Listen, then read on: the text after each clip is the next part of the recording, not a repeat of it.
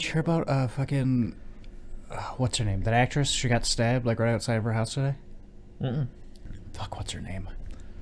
I can picture her.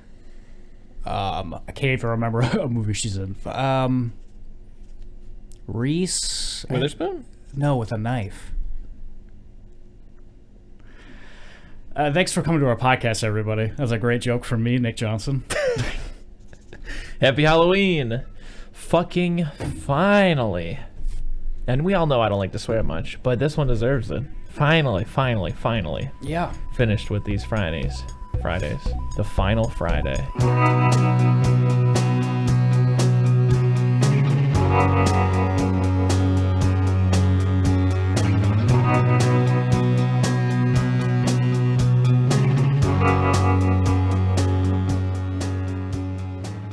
Eating Soup Alone is a podcast hosted by me, Christopher Crumley, and co-hosted by Nicholas Johnson.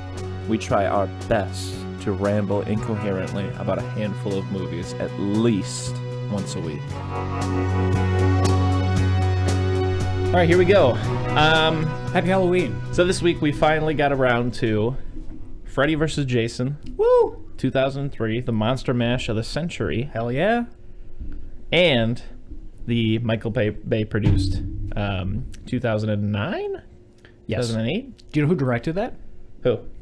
No, I don't know. 2009 reboot of Friday the 13th. All I know about that movie is it was produced by Michael Bay. Like, I didn't even care enough to look up the director. I just saw produced by Michael Bay and I went, oh. Yeah. Which one do you want to talk about first? We talk about the first one, baby. We watched them out of order. Oh, yeah, you're right. But- We did, yeah. Did kind of throw us through a loop. Yeah, okay, here you go. And I can feel this one's thick. This one's got... Okay. Someone had a lot to say on this one. Yep, definitely got a physical letter in my hand. All right. Freddy vs. Jason, an American animated media franchise and series of short films created in the 1940s by William Hanna and Joseph Barbera, best known for its 161 theatrical short films by Metro-Goldwyn-Mayer. The series centers on the rivalry between the titular characters of a cat named Freddy and a mouse named Jason. In its original run, Hanna and Barbera produced 114 Freddy vs. Jason shorts for MGM from 1940 to 1958.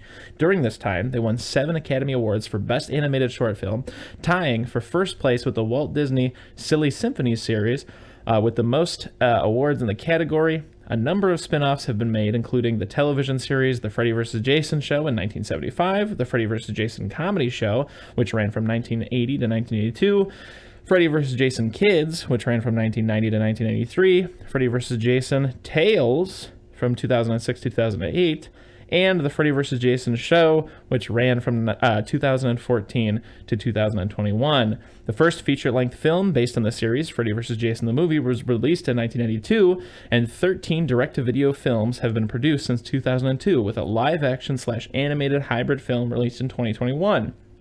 A musical adaptation of the series, titled Freddy vs. Jason Perchance to Dream, debuted in Japan in 2019. In advance of Freddy vs. Jason's 80th anniversary. Freddy vs. Jason has been on Boomerang ever since the channel's launch on April 1st, 2000. 6 out of 10. That was quite the history lesson. I didn't know all that going into it. So, Chris, what's your history with Freddy vs. Jason? I saw it as a kid. I didn't really watch any of the shows or any of the shorts produced in the 50s and the 40s. So I've really just kind of seen the movie. Obviously... Growing up, I was a big fan of the Friday the 13th film series. Yes, of course. Nightmare on Elm Street made me piss the bed. Couldn't sleep alone the first night that I saw it. But yeah, Freddy vs. Jason, the memories I have, I think I had toys of these two. Oh, of course you did, yeah. Famous American icons. You had the big non-moving McFarlane ones from, yeah, absolutely. I think so. I think the mask came off. I think the hat came off. Just a nice little something for you to lose. Exactly. Yeah. Or swallow. I have the NECA Jason from the video game, like he's purple and blue and stuff like that. Since the second week I've owned it, no idea where that mask is. Yeah. Well, let's be real. Choking hazard? You're goddamn right. That shit went in my mouth. Oh, absolutely. Yeah, Anyways. And I have a very vivid memory. It's something like I'm almost embarrassed about to a degree, but I guess I shouldn't be. But I can remember going to therapy when I was in the 3rd or 4th grade, and the therapist had a painting of the forest in her office. And I just can remember like first day meeting her being like, that reminds me of Freddy vs. Jason. That's not good. Yeah. Anyways. Yeah, now that you bring it up, and I'm thinking about it, skipping over the therapy, going back one. Uh-huh. Yeah, they always put like choking hazards on things for kids and stuff like that. I'm like, yeah, I know kids are dumb, but like, are they that dumb? And thinking about it, yeah, no, as a kid, every accessory that came with every toy was just something for me to chew on. Yeah. Just to absentmindedly chew on. I can remember coming home from the dentist, getting McDonald's, and then being in my bedroom. I don't know what the object was, but I was sitting on the edge of my car bed, and I had something akin to like a yardstick, and I was just like resting my mouth on the top of it for an hour. And then something happened where like I slipped and hit whatever that thing is, but I hit it underneath my tongue. Yeah. And I swear to God, I thought that I had like ripped the bit that connects your tongue to the soft palate underneath. Yeah. I hadn't, but I was like just in so much pain and freaking out. I didn't tell anybody because I was embarrassed, but I was like, oh my God. Thought perhaps I'd done irreparable harm to my mouth, but I hadn't. Yeah, I have a nephew who's going to be one soon. So like I'm searching online for like gifts and stuff for him. And so I'm getting a lot of ads and like just seeing stuff. Like a lot of like chew toys because he's teething and stuff like that. And I see all these chew toys and I'm like, in the back of my head, I'm like, I want one. I kind of want this. I kind of just want something. I mean, obviously I have some kind of fixation because I smoke cigarettes constantly, but I'm like, I just want to chew on something. Can I offer you advice? What's that? Gum. Oh, I got gum all the time. Yeah. Gum's just not the same. Gum is too forgiving. I want to... You want something with... I want a toothpick or some straw I picked out of Not even toothpick. It's way too easy to shred that. Yeah, but less so than gum. I guess so. Yeah. Well, anyways, Paramount New Line Cinema. If you want to go back, just take it back to Part 7. The New Blood. Right? They wanted the Monster Mash. The Monster Mash did not happen. And then, what happened? New Line Cinema acquired Freddy vs. Jason. And they somehow spent 10 years making sure they got it just right. So much so that in the meantime, in the interim, they were like, let's make a Jason movie so that people don't forget. Kind of like this movie. Semantics, I'm just getting us off track for no reason at all. Sure. But was it 7, A New Blood? Yeah. I thought it was The Final Friday. That was the first one where New Line acquired them. But prior to that, Paramount and New Line tried to agree upon a Monster Mash. Oh, with Carrie. Okay. Yeah, that's how they opt out. But yeah, that's the Carrie one. It was intended for him to fight Freddy Krueger. Anyways, so it's 2003. Movie premieres. The year of our Lord. Yes. Moment of silence for the Lord. Rest in peace. Right off the rip, how'd you feel about this movie? This movie was what I wanted Jason X to be. Really? And Jason X is what I assumed this movie would be. Interesting. I thought this movie was a blast and a half. Yeah. In no way do I think it's a good movie. Yeah. I'll concede to some of those points. But I'd recommend it to everybody I meet. Yeah. I think this movie's a blast and a half. Have you recommended any of the other Friday the 13th movies to people? No, and I never would. Really? Wow. I'd recommend 4, 5, and 6 to like a very select group of people. Yeah. 5 to more so. I will say the best part of this movie is the first 60 seconds where they show you clips from Nightmare on Elm Street, because I haven't seen those movies, and I saw that and was like, I want to watch this movie. Yeah. This looks awesome. They are awesome movies. And then this movie happens and it was whatever. Yeah. But I mean, it's just fun. It's edited so bad. Yeah. Like, I don't want to spend too much time on it, so I'll just say it right here. There are shots where like they'll cut from a character leaving the bathroom, and then it'll cut and they're opening the door on the other side of the room. Just a little stuff like that. Or like when they're in that cornfield and he finds those 2 guys that are smoking pot or chugging beer. I can't remember which one. I'll remind you. And he kills one of the guys, and the other guy like throws gas or alcohol on him and then lights him on fire with a tiki torch. He throws whatever on him, and then it cuts and he's holding a tiki torch. And it's like, well, where did that come from? Or at the end when the table falls over and the cabin lights on fire. Like the gas gets thrown on the ground and then they hard cut to just something. Just a ball of something that is already on fire falling onto the gas. It's very strange. I wouldn't say it hurts this movie at all. Yeah. Because it has way more problems than that. But for what this movie is, 2003. Yeah. I love it. Yeah. I I will concede to it being a much better outing than Jason X was, for sure. Mm-hmm. I think it's a low point for both series, personally. Absolutely. I can also concede to it being fun.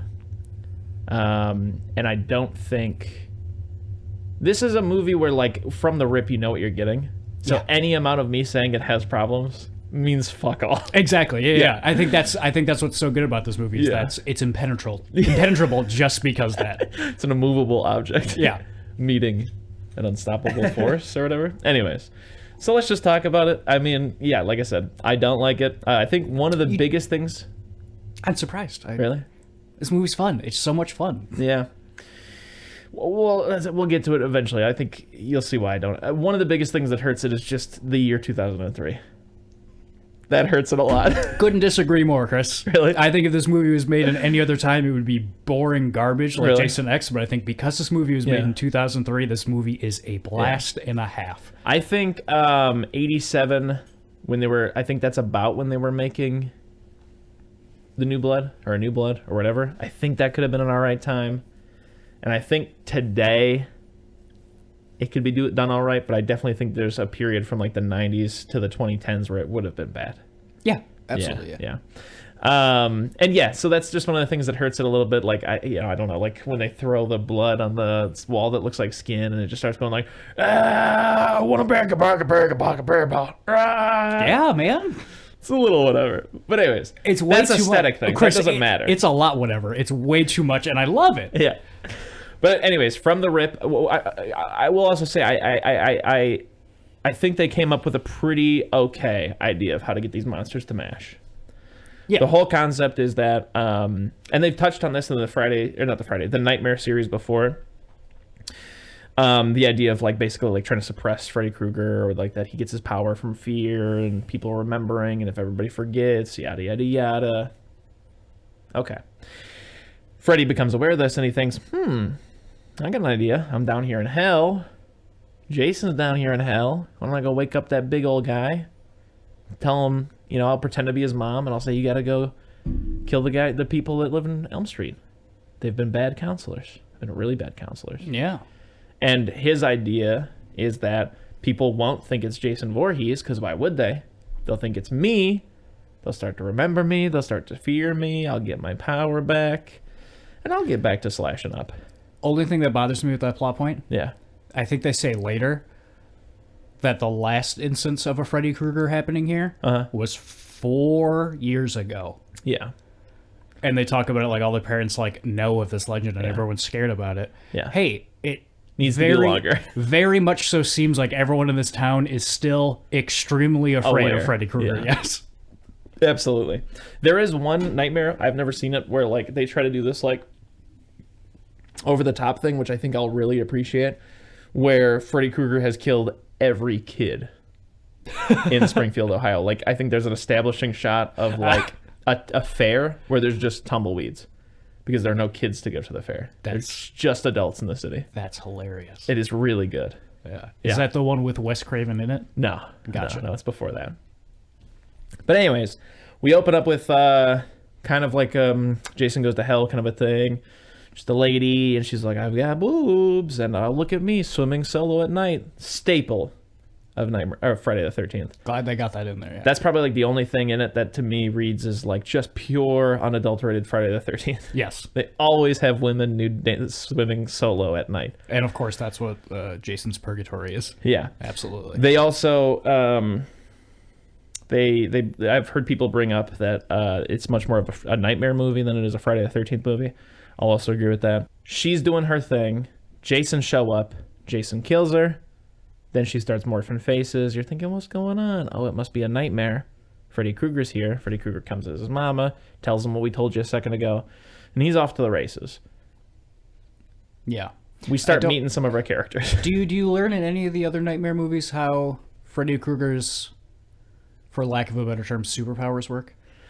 They try to explain it in one of the ones that people don't like much. Okay. As some kind of like ancient sleep demon thing. Okay, but how does he resurrect a dead man? Oh, that's the whole thing, is that like Jason's never really dead for lack of a better term, he's like hibernating kind of a thing. So he's able to infiltrate Jason's like hibernation dreams. Okay. Oh, like, okay. yeah. I like that way better. Yeah. I do really like. I know that contradicts my earlier thing about like Jason being in hell, but I think that's more of the point, is that like he's in like almost like a stasis. Yeah. This is the only time I'm going to say about this movie. This is the only time I'm going to say this about this movie. Yeah. I really like this next shot. I lied. I'm going to say that one more time. I like the shot where Jason wakes up and it's just His gross beating heart and it's rib just cage. the inside, like it's just from down up. You're looking into his rib cage. Yeah. And it's like takes a second to realize what you're looking at, and then his heart starts beating, and then you see his lungs fill up with air. And I was like, I like that. That was a nice touch. If I'm not mistaken, and I don't think I am, the actor playing Jason right now has played Leatherface before. Cool. And also was the guy in Jason Takes Manhattan when he walks into the restaurant and he throws the line cook at the wall. A big lumbering guy comes at Jason, and then Jason throws him into like a mirror. Yeah. Yeah, I think that was him. The line cook? Yeah. Or the big lumbering guy? Or The big lumbering like line cook guy. Oh, the line cook is the big lumbering Yeah. guy? Okay. Yeah. I was just trying to make a fun joke. fact. Turns out I just wasn't listening. Oh, my Anyway. bad. Anyways, we meet some of our characters. They're hanging out at the house. Lori's dad is gone for the night. I think her name's Lori. Yeah, I think they're out of town. Oh, is he just for the night? Something like that. Because he comes back. Remember, she's like, I didn't know you were a doctor at Weston Hills or whatever. No, I He's think like, I consult there. again, I'm stopping you on something that's not important. Yeah. But no, I think they're going to be long. He's going to be gone for longer, and he comes home because Of what happened. someone's murdered at his Okay. home. Yes. Yeah. Anyways, long story short, she's hanging out there with her two gal friends. You've got the one that wears a ball cap and smokes, and you've got the one who really wants a nose job. I think I'm not even going to take a stab at the names. Me neither. You know something I just thought of? Yeah. I'm going to be giving this movie way too much credit. Yeah. Remember in Carrie, there's that one girl that just wears a red baseball cap the whole movie, Okay. even to prom. Yeah. That's the one thing I remember most about Carrie is there's just Interesting. a girl with a red baseball Yeah. cap. Hey, the girl with the baseball cap I had a crush on growing up. I thought she was a real cutie. Of course you did. She gets naked. Well, no. That's not just it. And also, I think we came to the conclusion while watching it, she does not. Very much so. There's Body double. There's a stunt boobs in this. They go like out of their way to not show any skin while she's Yeah. like having her sex scene. And then she goes and gets in the shower, and there's a lot of fun, tricky camera movements. And then there's a shot of her naked in the shower from directly above, so you can't see her face, but you can see the rest of her body. And I'm like, that's a stunt boob. Those And are stunt boobs. please, I implore you, interrupt as much as possible to tell me whether or not you like or dislike something. Absolutely. Basically, what happens from this point is the boyfriend of the ball cap girl, who is awful, he wears a leather jacket and hates when she smokes and then kisses him. She's very mean to him. Her. He's very mean to her. He's mean to everybody. But he's mean to her, really, the most. Yes. Very upsetting. Does he just bring one friend? He brings a friend. Yes. Yes. Who has too many rings. Yes. It's 2003, so I'll give him a little slack. But And there's also the scene where the Lori or whatever is talking to her nose job friend, and she's like, "Ugh, he's gross." And then they look around the corner, and he's just grabbing on his nuts. he plays baseball. Man. I don't like Give him this a break. guy. Yeah, neither do I. Anyways, ball cap and leather jacket go upstairs to have sex. The power's gone out. We do get that one shot where the red ball cap girl is smoking a cigarette and she flicks it and it hits Jason in the Oh yeah, My brother laughed pretty hard at that. I laughed pretty hard at it. My brother as well. watched this movie with us. Shout out to Donald. Shout out He to watched it Donald. with us. Yes. He loves this movie. Mm-hmm. And it's very flattering because it's something that like he loves because he watched it with me growing up so much. You know what I mean? And you Like it was something I was into Yeah. that he didn't give a fuck about, but just because of those memories now, it means a lot to me. and you don't have the same affection for your brother. I get it. So you don't like this movie. Go on. So anyways, they go upstairs to do the sex, and he gets stabbed a whole bunch by Jason and then folded up in the mattress. Blood everywhere. Do they make mattresses that fold like that for whatever Don't reason? know. Or is I he always just very assumed, strong? Yeah, I always assumed it was like a fold-out couch when I was a kid, kind of a deal. Yeah. Not that it was actually a couch, but like that the bed worked something like that. Yeah. And I don't know. But that doesn't make sense. Why would they do that with a bed? Yeah. Maybe the frame folds up for when Something you're like that, moving. yeah. Anyway, Do you like it though? I mean, in context of this movie, yeah. Okay. If in any of the other Friday the 13th movies he folded someone like an accordion in a bed, Yeah. I'd be like, nah. But in this, I was like, yeah. Obviously, they all freak out, run into the road, stop a cop. Who's the cop? The guy from Scary Movie. The guy from Scary Movie, the jock guy from Scary Movie, who's very insecure about the size of his penis. He's also in That's his one note. another show I watched recently that I can't remember. Continue. I've always liked him a little bit. Okay. Just a little bit. There's something about him that's endearing to me. He's in Peacemaker. Is he good? He's fine. Sure that James Gunn is in charge of the DC movies now? Yeah, they fired whoever was in charge and now... It's a really good call. Oh, yeah, absolutely. I've heard that Black Adam is not going over well. No, why would it? Yeah. Anyway, that's not what we're talking about. And hey, guess what? We'll never talk about it. Go on, Chris. You don't want to do a deep dive into the DCU? Absolutely not, Chris. Maybe if we watch a bunch of Superman movies, we'll watch one of them. But besides that, we're not doing it. Go on, Chris. Anyways, basically, I mean, what happens next? It's like you get like some weird scenes with the cops where the young Scary Movie guy is like, hey, I'm trying to do police work. And they're like, yep, you've done enough. And then they're doing a bunch of whispering off to the side. And they're kind of like, hey, let's keep this under wraps. Let's keep this real tight. Let's keep this real, quiet and stuff.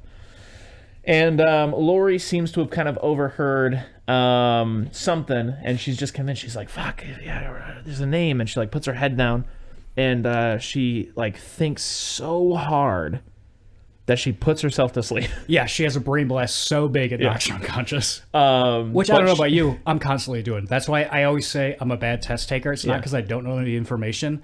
It's because I pass out every time. It's because I have to access my dreams to get to the memories. I have to fall asleep so I can enter my mind palace. But she blasts awake with the revelation, awake into the dream world, I mean. Blasts awake into the dream world. She blasts asleep. She blasts asleep with the revelation that it's Freddy Krueger. Fred Krueger is the name she's trying to remember.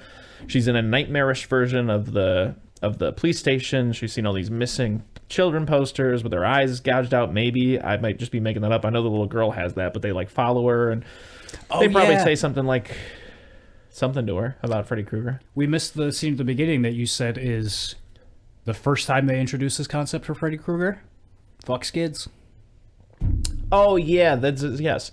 It opens up with like him like sensually licking photos of the kids he's killed and putting them in a scrapbook and stuff.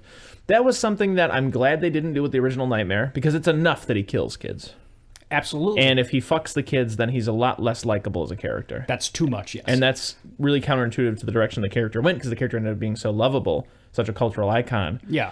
I mean, he had a TV show. He was everywhere. I mean, these movies made way more money than like the Nightmare on or the Friday the 13th movies made. Like Freddy was huge. Also, can you imagine being Robert Englund? And just being like, I'm Freddy He's Krueger. a classically trained like theater actor. Of course he is. Yeah. Of course he is. Just being like, I'm Robert Englund. I get to be Freddy Krueger. And I get to put on all this makeup, and I just get to be this disgusting monster. Yeah. And I'll do whatever you want. I'll get up in actors' faces. I'll lick people. It doesn't matter. Prime time, bitch. Exactly. My name is Freddy Krueger, and I'm here to say I love scaring people in a major way.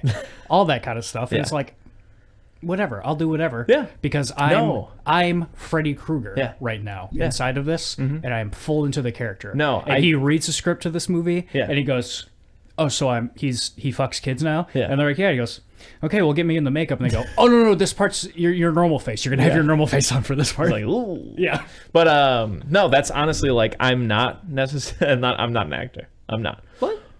But I would love, like, if I were an actor, I would give up so much to be like a horror icon that was known for playing one character for like 30 years. Oh, absolutely. That is so cool. Yeah. That's so cool. Like even outside of horror, that's something that like I generally, not in a mean way, but just lightly, I'm always like, well, why would you quit Scrubs, or why would you quit That 70s Show? Like, if you are an actor and you could just have one role you're really remembered for, that's a beautiful thing. Yeah. I love that. Like Columbo, like, yes, Peter Falk has done other amazing things. He's also a painter. He was very good friends with John Cassavetes, and they made great little small low budget movies and stuff. But like Columbo, he's fucking Columbo. That's awesome. But I'd love to be Columbo. I think no offense to Zach Braff and Topher Graces of the world. Yeah. But they are not Peter Falk. Yeah. I think the thing specifically with Peter Falk is Peter Falk can and will be Columbo for the rest of time. But he was also in The Princess Bride. But he was also in The Princess Bride. He's the grandpa. We watch a woman under the influence. We go, it's Columbo, but then 2 minutes later, it's like, oh no, this is a different character, a different man. Yeah, he's a very good actor. Yeah, I really love Peter Falk. But Zach Braff is always peace. Scrubs. Rest in peace. But there's nothing wrong with always being Scrubs. There's nothing wrong with always being Scrubs, but I think the big thing with him and probably Topher Grace, I listened to a podcast with Topher Grace the other day for some reason. I think both of them, it was less so like, oh, I don't want to be typecast as this actor for the rest of my life, and both of them, I think, were probably... it gets old after a while, one thing. It gets old, but I think both of them were kind of like, hey, I want to be a director, or I want to be a writer. I don't really want to be in front of the camera anymore. Yeah. So, but an even better example, because like I said, I'm really not trying to shit talk, but David Duchovny. Yeah. It was the right call. The X-Files was going down the drain. But he is another TV star who quit the show primarily because he wanted to go be like an actor. Mm-hmm.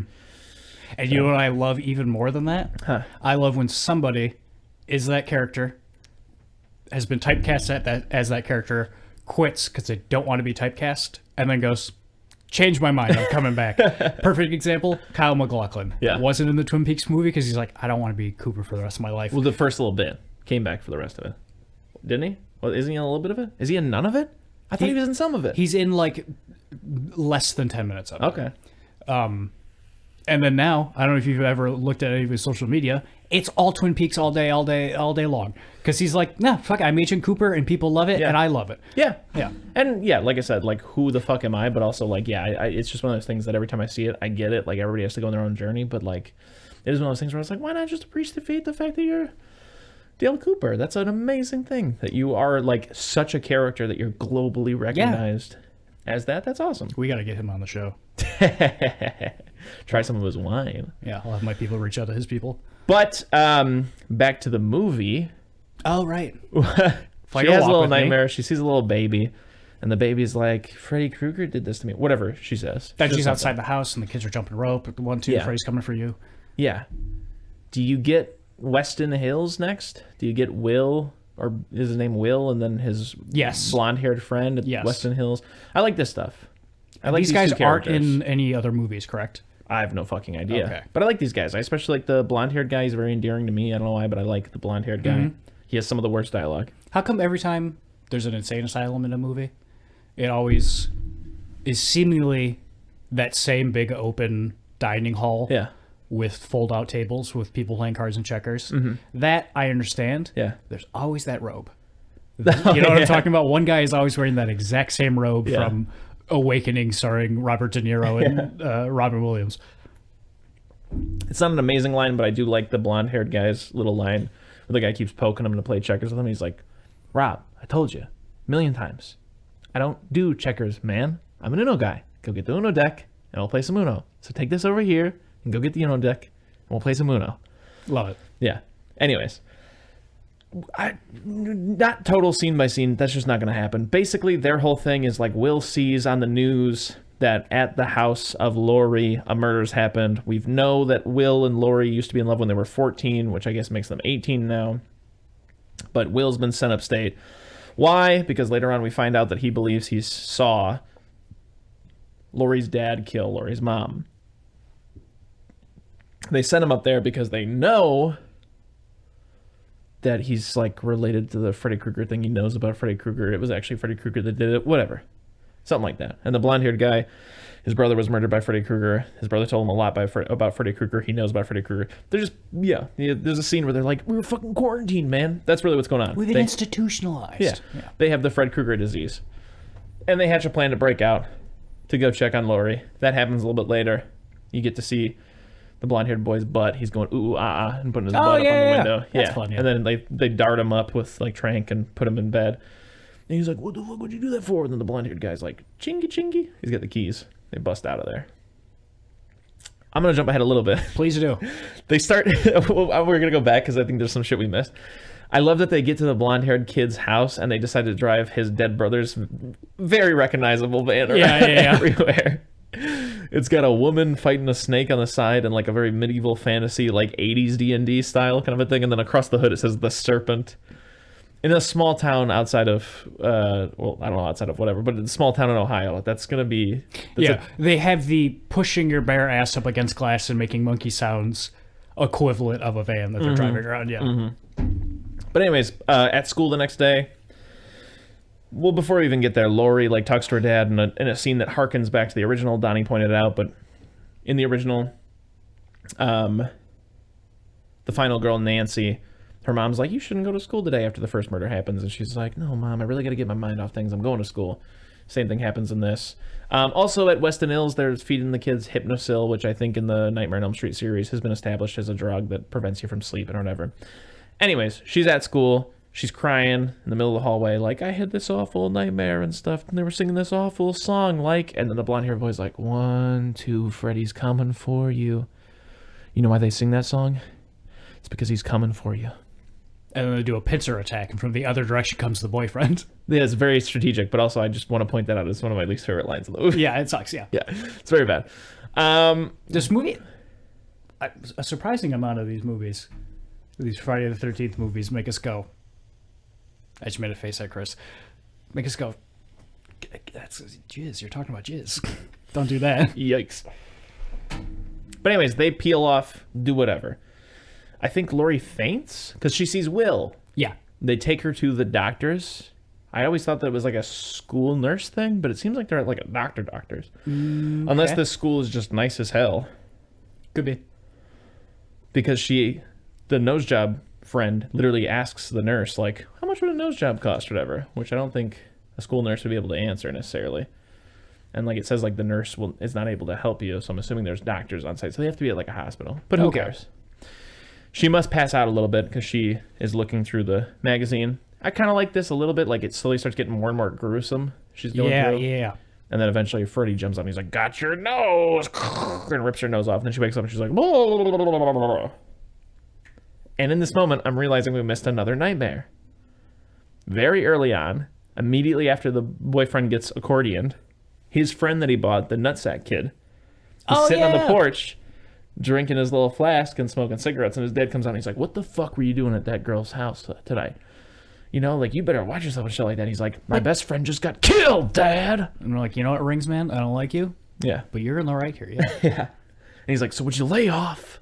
And he's talking to himself, and he's like, I'm going to get the motherfucker that did this to you or whatever. And they hear some rustling in the bushes or something like that. And then he goes out in the street, and he hallucinates Freddy's there. Freddy turns into a big shadow monster, and one of the lamest effects out of all the Friday the 13th things.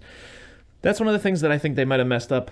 As much as it is a Friday movie, the lack of like inventive and creative visuals, like you saw the 60 seconds. Oh, yeah. Yeah.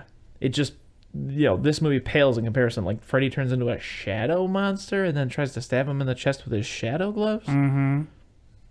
He's like, damn, still not powerful enough. It's like, well, you used a shadow monster. Yeah. When he's like, oh, I still need more power. My brother did actually go, he's like, am I watching an anime? Like, because a lot of characters do just talk to themselves and say shit like that, you know? But anyways, flashing forward to the scene with the nose job girl getting her nose ripped off. Again, also Freddy not as funny as he is in some of the series. Like, I know I keep bringing it up and I don't have another example and I apologize, but welcome to prime time, bitch is a very funny line. Mm-hmm. Him going, got your nose, is not. I like this girl's pretty dead on her feet. We'll get there later. Anyways, from here, do they go to the corn rave? Yeah, it's corn rave time. Corn rave's happening. Yeah, everyone's hanging out in a bunch of corn. Glow sticks about. Mm-hmm. Red hat girl wanders off and falls asleep, I guess. She does. Has nightmare inside of a boiler room. And the nightmare is that her boyfriend, it seems like, is like, with his broken neck, is like holding something. Oh, like, yeah. He's like, babe, I told you to get the fuck over here. And then like walks over or whatever. Yeah. Leads her to a boiling room. She's gotten a Freddy nightmare. Full-fledged. Yeah. And classic Freddy stuff. Boiler room stuff. Yeah, and while that's happening in the cornfield in real life, a glow stick salesman walks by. Content warning. Covered head to toe, and he goes, I know I gave up my life of crime to be a glow stick salesman, but I am a glow stick salesman. So he tries to have his way with this unconscious woman. Yes. Jason comes along and goes, those counselors are having sex. Yeah, that's all he understands. Stab time. He understands three things. He understands when people are having sex, smushing heads, and breaking through doors. Mm-hmm. Yeah. In class. And then I do kind of like this a bit, where it cuts back to the nightmare, and Freddy's about to stab her. He's just floating upside down and goes, "Bah, I'm gonna stab you," and then just blood comes out of her. Yeah, he's like, no, she's mine, mine. Yeah, and then you cut back, and Freddy's just stabbing the two of them through and through, or Jason's stabbing the two of them through and through, over and over again. Yeah. And then I think you get the two guys who are either getting high or drunk. I don't remember. Yeah, there's also a little thing where like a nerd character has a crush on this Lori. guy, yeah. He gets drunk, the bullies make him drunk, and then he stands up to Nose Job Girl, but then that sparks off the whole thing, like where she's like, damn, I didn't know you had that bite in you, now we're a thing. Yeah, it was weird. Kind of. Yeah. And yes, then there's a couple of fratty boys who had previously gotten the nerd boy drunk, who's like, they're smoking weed, and then they turn over and they're like, what's up, pig fucker? Why don't you go back to Kentucky or whatever? And then he like kills one of them, and then the larger of the two covers him in alcohol and lights him on fire or whatever. Yes. Jason's on fire for the next little bit until a keg puts him out. This is the second and last time I'm going to say I really like this shot. I don't know why. I really, really like the overhead shot of him on fire, walking through the cornfield. Mm-hmm. And when he comes out on fire, spoiler, it's the best Jason Dread. Okay. I also have to say, though, that this is like the primordial soup version of like the 2022 Texas Chainsaw Massacre bus scene. Oh, yeah. Well, I feel it's a little bit better it's more believable with Jason, because Jason, it's like, oh, yeah, he's a boy beast zombie swamp monster. Yeah, it's like when you see him in a barn. What? It's like when you see him in a barn. What do you mean? I don't know, I just buy it more than Michael Myers in a barn. What I was getting at is him slashing away is more believable than Leatherface slashing away at a bunch of people. Yeah. Sorry, I don't know why that stumped me so hard. I'm talking about like part 5 or yeah, I gotta lay down. I did not know what you were getting at. But anyways. 1 second. Okay. But anyways, after all that goes on, I think they're now in the van with Jay from Jay and Silent Bob Strike Back. Oh, yes, because you just happened to be running in the same direction. And he's like, I don't know, dude, but that goalie had to be pissed about something, you know? And they have a bunch of dialogue about how, like, yo, fuck the Freddy Krueger thing and fuck dreams. Like, this dude's real. Like, I saw the hockey mask. He's real. This is what we got to be scared of. Whatever. I think they, like, go to a little hangout and they sit around a round table and have a plan. Like a bunker or something. We missed a bunch of stuff about Scary Movie Cop. Yeah, Will and his buddy with the blonde hair and also the Scary Movie Cop are separately, like, doing some detective work that you kind of never really see. I mean, you see a little bit of Will and his blonde-haired friend, but with the cop, basically what happens is he's like, hey, I got a list of whatever suspects, and the other cops are like, no, we know who did this, and he's starting to get sussed out about everything that's going on, and he's getting closer to the truth, Fox Mulder style, and Will and the blonde-haired boy. I don't get. Why is he the only cop that they're keeping out of this? Yeah, I don't know. I feel like if you're... Because he's new, I guess. There's like only on the thing for a year or two or whatever. But you're the police chief of Youngstown, Ohio, or wherever this is. I think it's Spring, not Springfield, but Spring Grove, Springston. You're the police chief of Springston, Ohio. You tell all the cops. You tell all the cops about Freddy Krueger. Yeah. It feels like he's the only one that doesn't get, like, they're just like, get the fuck out of here. Yeah. He's just like, a lot of people are dying. We should call the FBI. He goes, no, this is our town. And he's just like, okay, I guess. This is another thing. There's a turn on a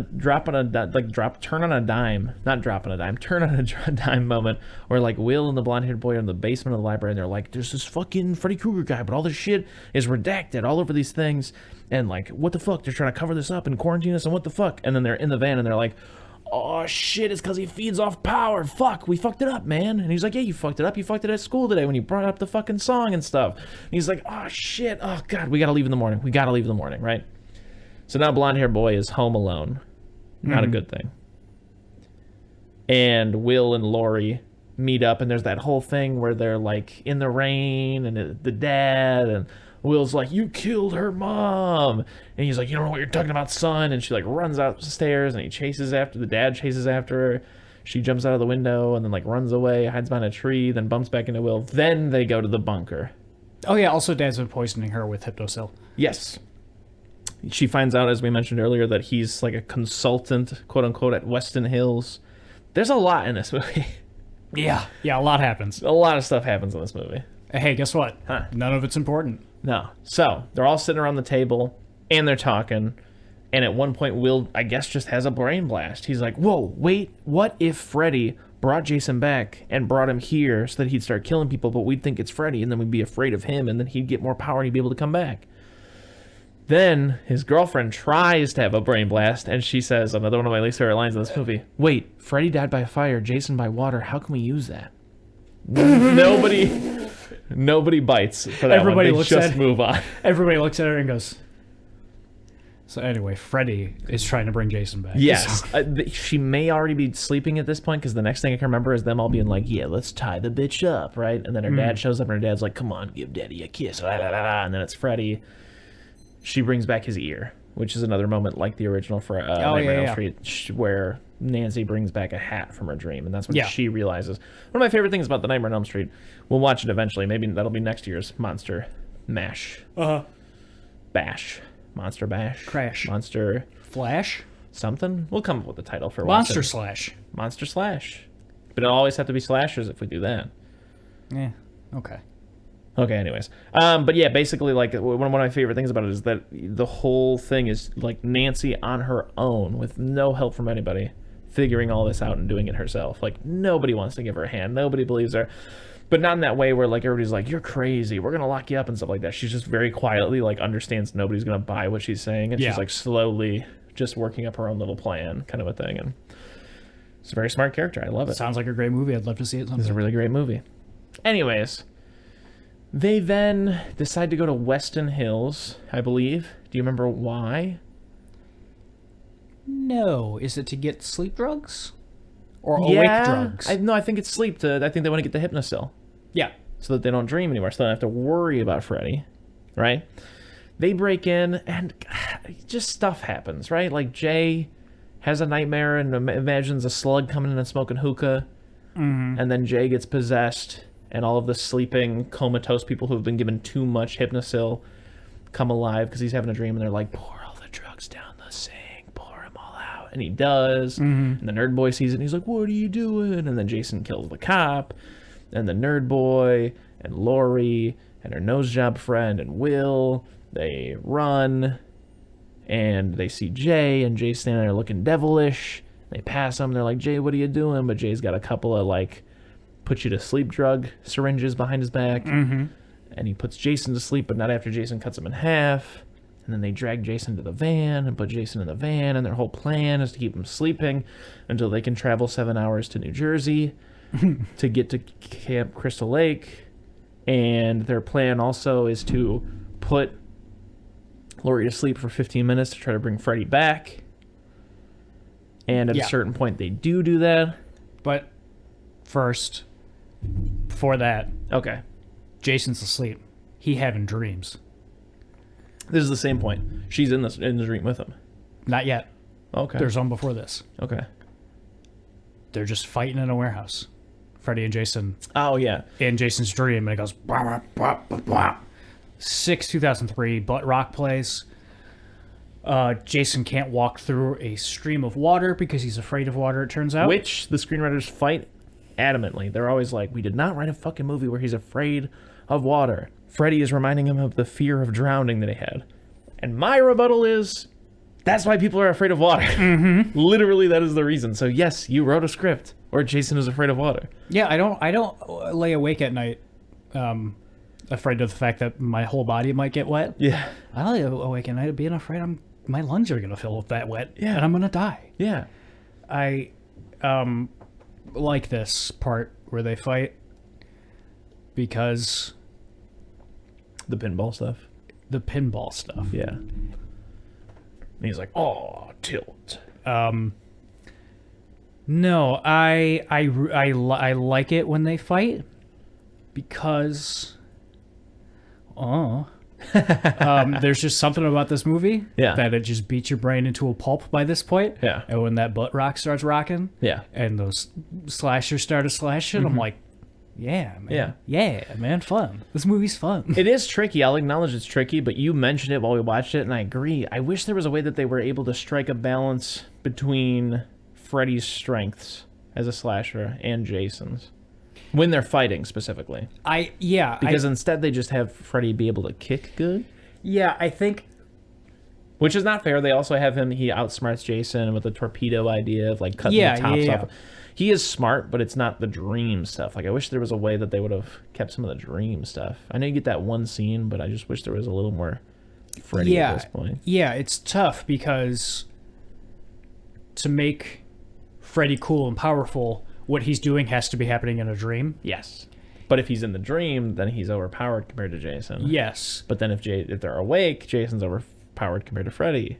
But also, if you have them in that dream and Freddy starts doing dream stuff to him that is as cool and as good looking and as Freddy Krueger as the stuff in the first movie, I think.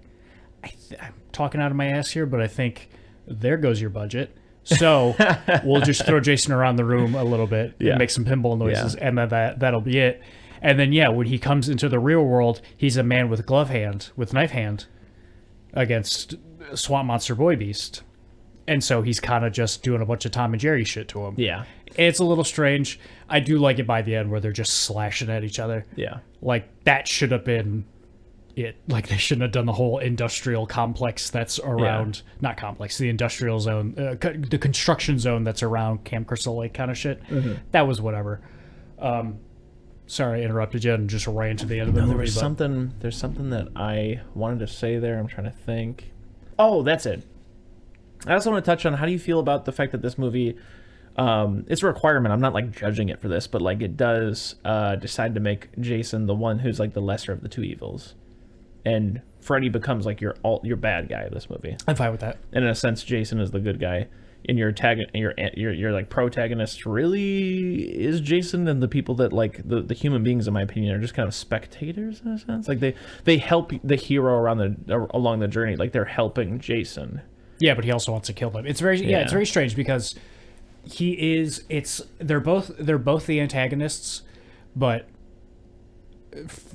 Freddy's that antagonist that you just loathe and you hate for who he is, and then Jason is the antagonist that you feel bad for. Do you think that's why they tried to tease the sexual assault aspect of his character with kids? Maybe. That could be it. To make him even more evil and less likable. That could be it, yeah.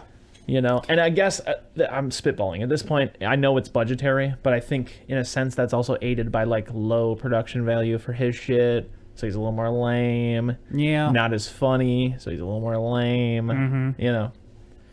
Yeah. That's a great point. No, I didn't even think about. He kind of is the protagonist of this movie. Yeah. Or tritagonist. Whoa.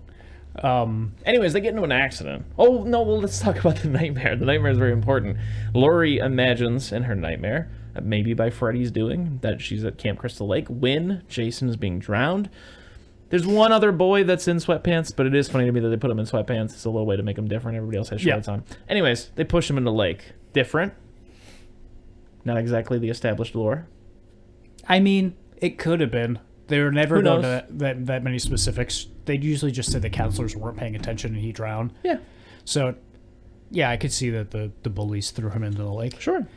She's like, "Want somebody help?" And one of the counselors who was making out in the corner turns into Freddy. No, she goes, "You have to run. Freddy's coming." And one of the counselors making out turns around and he's Freddy, and the girl he's making out with is dead. He goes, "I'm trying, but this girl's dead on her feet." Yeah. It made me laugh. Anyways, they get into a car accident in the van, and Jason just goes a-flying. So many people go a-flying in this movie. It's lot insane. Of a-flying, yes. Something I did like right before that happens is, I don't know, it just, much like the image of him walking around. We have a whole other movie to talk about. I know.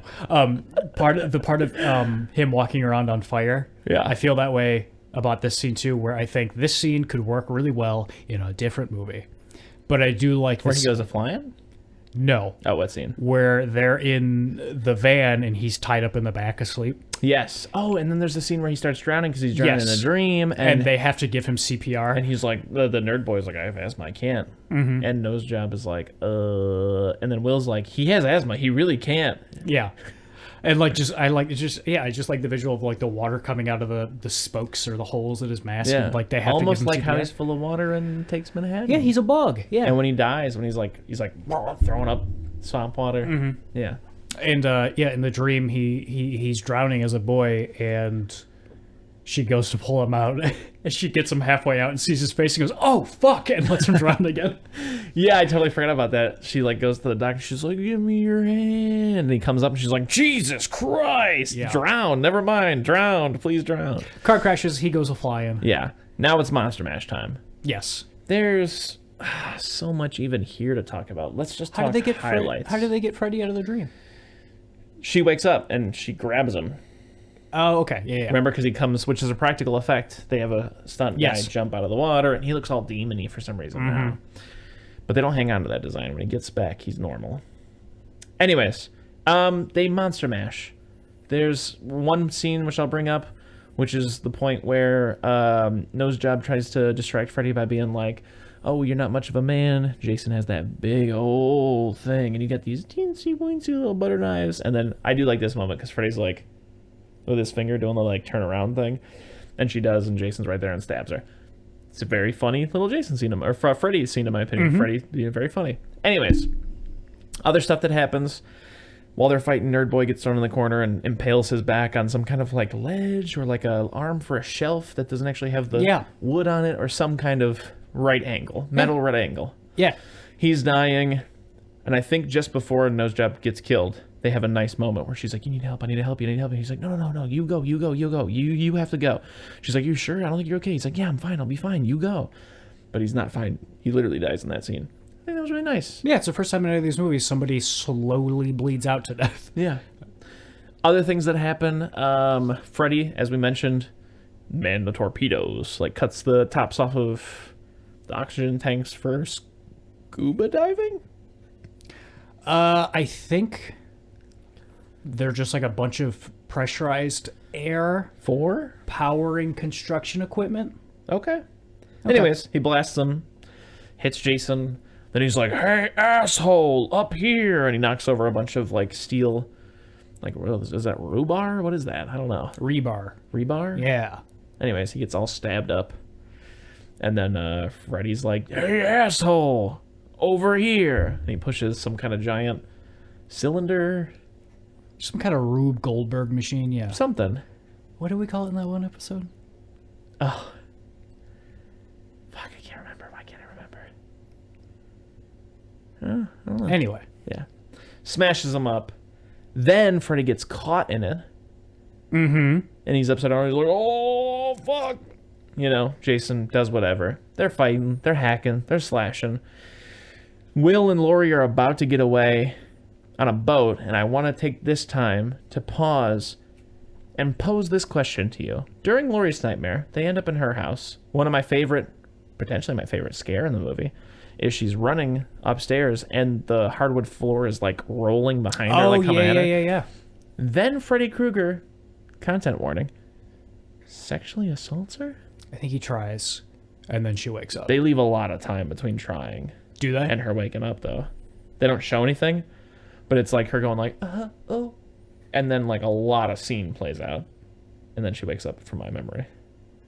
Oh, okay. From my memory, maybe I blocked it out, but he goes, hey, and like runs his knife up her leg, and then she goes, "No," and then they wake up. Okay. I don't know who's right. I don't like it. No. I don't know who's right, but you know who's wrong? Huh. People who made this movie. And Freddy Krueger. And Freddy Krueger. Fictional character, though. Anyways, they're on the boat. This is another one of my least favorite lines, as Will is like, "Come on, we gotta get the fuck out of here." And she's like, "No, I have to see them finish this." No, you don't.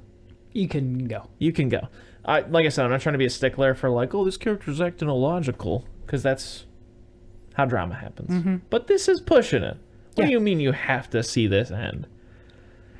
Watch it from the middle of the lake. Yeah, absolutely. Yeah. Absolutely, yeah. Yeah. And yeah, they hack and they slash at each other for a while. Then Laurie and Will spray some gasoline all over, light it on fire. Yep. They hack and they slash. Jason rips an arm off, maybe. Yep. Hack and slash. Freddy stabs some eyeballs. Hack and slash. They both fall into the lake. Will and Laurie are safe. Jason's back. Love this. It's Freddy with the machete. I love that. Which rhymes with Freddy. Freddy Machete. Yeah, yeah. You just get that shot of like the boots walking with the tip of the machete, and then it slowly starts panning up, and you realize it's Freddy with the machete. And then who comes out of the water? Jason. And he stabs him with his own arm. Yeah, it's great. With his own little finger knife, arm, glove. And he takes his machete and cuts his head off. All good. Over. Do we get any human stuff, or does it go right to that thing where Yes. Jason's back in his dream thing holding Freddy's head and Freddy winks? I actually no, yeah. I think that maybe they just walk away from the camp, Okay. and then you get that scene. And that's Freddy versus Jason in a nutshell. Hell yeah, baby! I usually like to say more about movies. I feel like I lean on the recap when I really don't know what to say about a movie. Yeah, I get that absolutely. Yeah, but you got to do it sometimes. Sometimes you got to do it. So to recap my opinion, like I said, I think there are things that work. Overall, it's just, I think Wes Craven talked about it was either the remake or it was this movie. One of the two. And he just criticized it for being like lacking a creativity or like being inventive at all. And that's one of my only problems, really. It does what it sets out to do. It's a monster mash, and it's pretty okay. But overall, I just really think it could have been a little bit more. But to be fair, it's one of those things where like the idea of a monster mash really hadn't been done since like the 40s or 50s. Mm-hmm. And it didn't really get done again until Kong fought Godzilla a couple years ago. Yeah.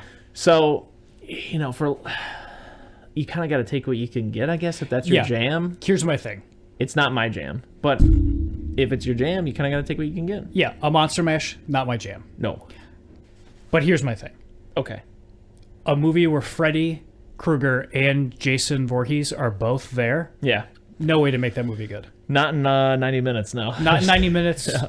No way to make it scary. No, absolutely not. Absolutely not. Only movie you are going to get out of that, and the best case scenario, I think, is this movie that we just watched. Yeah.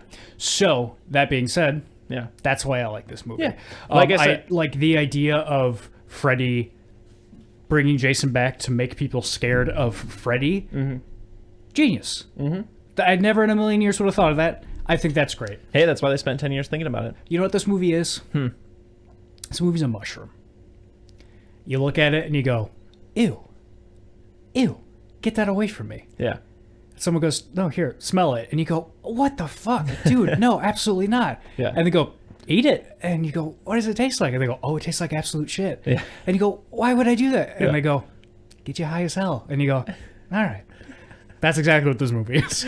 Yeah. It's hard to look at. It's hard to listen to. But the entire time, you're like, I'm having a blast. Yeah. People are getting thrown. Things are getting loose. It's great. I love it. Yeah, I mean, like I said, Monster Mash, not my thing. If it is your jam, I don't think it gets better for this as far as making a couple of 80s monster classics fight each other. But ultimately, like I said, not my jam. I don't think it's something that like has a mass appeal. I just think this is an oddity, a niche thing. You got to be in a certain type of mood or a certain type of person. I mean, what are you going to grade this thing? You know, what would you give this thing? I'd give it, this is tough, because I feel something I really struggle with that I think you're great at. I have a hard time being unbiased by the experiences around the movie. After watching all of the Friday the 13th that we've just watched, Yeah. this one that excited and entertained me start to finish, I'm like, this movie ain't that bad. So I have a hard time grading it when you are very clearly and very rightfully so standing across from me going, no, this movie's just bad and it's not my cup of tea. Yeah. I want to give this movie a C-. Wow. D+. Final answer, D+. I feel like I got to give it an F. Okay. Did I give Jason X a D+? You did. Give this one a C-. Okay. This is better than Jason X, absolutely. Give it a C-. Final answer. Okay. Yeah, like I said, I just have to give it an F. I mean, this is just one of those things where like it's tricky Because I think in the past I've said, like part of my grading thing is like, oh, how well did it achieve what it set out to do and stuff. And there's a degree to which this thing achieved what it set out to do, but also like, there's another layer to that where it's like, well, did what it set out to do, was that even a good idea to attempt? No, absolutely not, Chris. No. Yeah. And like, to break past that, you have to have done a really good job with what you did, kind of a thing, So I think I'm well within my rights to be like, this is just an F for me. I don't jig. You're in truck with it, yeah. Yeah. So for me personally, as it stands now, my list would be Part 6, Part 5, Part 4, Part 9, Part 3, Part 2, Part 1, Part 8, Part 7, Part X, and I have to really put Freddy vs. Jason just kind of on par with Part X for me. Those two are interchangeable. I really, really couldn't break them down into which one I like more or less. They're just going right next to each other for me, personally. I respect that. Your list is as follows. Part 5, 4, 6, 2, X, 9, 3, 8, 7. I put it right above X. Right above X. I feel bad because my questions from the bottom of the Crystal Quake, I was trying to do an alliteration thing. My bad. Anyways, they don't involve Freddy to any degree. Well, fuck him. He's not involved in this. Fuck him, yeah. Well, are we going to rewatch this next year for the Nightmare on Elm Street? We have to, yeah. Yeah, I think we're going to have to. Jason's drip in this one. I love it. Really? I don't like it. I don't like this Jason. Okay, no. Let me reclarify. Yeah. I like it just fine. Yeah. When he's on fire, best he's ever looked. He just has a really small head and neck to me, but all body, it seems like. I do not feel that way at all. Yeah, he seems I feel like the next movie is the exact opposite of that. Okay. Vibes for this one? Bad Yeah, vibes. bad vibes. Like I said. But I love them, Chris. Just awful 2003 vibes. Yeah. This like bluish gray hue to everything, and everybody has like frosty, spiky tips almost. Yeah. I'm in the second grade. I'm coming home watching my gym partners and Monkey. I'm loving it. Overall ranking, we just established he's putting it right above X, which would put it right below Part 2. Favorite character in this joint? In this Ronnie Yu joint? My favorite character in this Ronnie Yu joint. Chris? What? I think it's Freddy Krueger. Yeah, well, get ready for next October. Okay. Because yeah. Okay. All right, my favorite character is the blonde-haired boy. Absolutely. He's fun. That makes sense for you. How bad Jason be stankin'? Jason be stanking the normal amount he usually stank, yeah. This is a median stank for him. Favorite scare? I've already established that mine is when the floor is coming after her. It's just nightmare shit that I'm like, that's like genuinely like, okay, I could see that. It's not the scariest thing I've ever seen, but like that's, it's a good little nightmare scene. Mine is the clips from the other movies that they play at the beginning. Yeah, like the one where he pulls like the tendons or whatever out of the guy's thing and walks around like a puppet. And then he cuts it and the guy falls out the window. Yeah. Oh, God. Yeah. Where all the blood's coming out of the bed upside down. Yeah, Johnny Depp. That's Johnny Depp stuff. Dude. So good. That's how Johnny Depp I gotta see these movies. Yeah. Best? Yeah. Overall? Yeah. Oh, sorry. I should have saved that answer for this, but now I gotta. Best is when Rings guy wakes up from his shadow dream. Yeah. And his dad sitting next to him and he goes, "Oh, Dad. Dad?" And he shakes his shoulders. And his dad, who looks like nothing is wrong, his head falls off and then blood shoots everywhere. Because I guess Jason cut his dad's head off and then very carefully put it back on without spilling any blood. Yeah, kept it all inside. Favorite scene. Go on. Best for me is, like you said, the 60 seconds of the other movies. That's really good. Yeah. Worst for me is probably a two-way tie between "that's because he's coming for you" explanation of the 1-2 Freddy's coming to you, and "wait, Freddy died by fire, Jason by water, how can we use that?" Yeah. That's a two-way tie for me. Mine Worst? is... Yeah, what's your worst? I'm going to say I'm sorry first. Anytime it's just the two guys from the insane asylum. Yeah. anytime it cuts to just them, I'm like, ugh. On with the movie. These guys, on with the movie. Come That's on. crazy because I think they do more for the movie. I think they're fine. Yeah. I don't mind them, but every time it cut to them and they're just like wandering around the school, I'm like, okay. Yeah. I guess we did kind of gloss over the fact that blonde-haired boy dies in his room and Freddy's back on his back in boils. Yeah. And we did also gloss over the point where Freddy Krueger's racist and says, "How sweet dark meat." But yeah, I just mentioned him, so what else are you going to do? We watched another movie. We watched The Joint from 6 years later. At this time, Platinum Dunes, which is Michael Bay's production company, from my understanding, had a pretty good outing with a 2003 remake of the Texas Chainsaw Massacre. And I think after the Friday the 13th one, they also did a Nightmare on Elm Street that was not received well. Nope. The Friday the 13th one was not very received well either, I don't believe. But fans of the series consider it a pretty good, reboot. And they're not too mad at it. But before we get going, as always, it's mail time. Boop, boop, boop, boop, doop. Mail time. Okay, physical letter for sure. I, the author of this Friday the 13th, 2009 review, am somewhat of a picky eater. I'm not too bad, but there are only a select few foods I will not touch. But there are a good number of other foods I prefer not to eat in certain dishes. I eat pineapple on pizza, tomatoes in an omelet, olives in a salad. On my no-go list has always been onions. You put an onion in this dish, then I will not be putting that in... Then I will not be putting that in the one and only human body I have. Then a few years ago, someone handed me a chicken shawarma and said, "Eat this chicken shawarma." So I ate the chicken shawarma.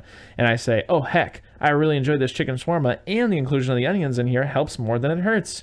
My experience with that onion-laced chicken shawarma turned out to perfectly mirror my experience with this Michael Bay-laced Friday the 13th reboot. 6 out of 10. Now, Chris, we have two options. Okay. We talk about this movie in depth, which means we run through the plot of it because we don't have a lot to say, or we give Daniel, our editor, a little bit of a break and we just kind of speed through this because we're running extremely long right now. We'll see what happens. Do you want me to do the plot real fast and you jump in when you want to? Sure. Okay, so this movie opens. I forgot what happens. I think a bunch of kids at a summer camp let a kid drown, and then his mom kills them.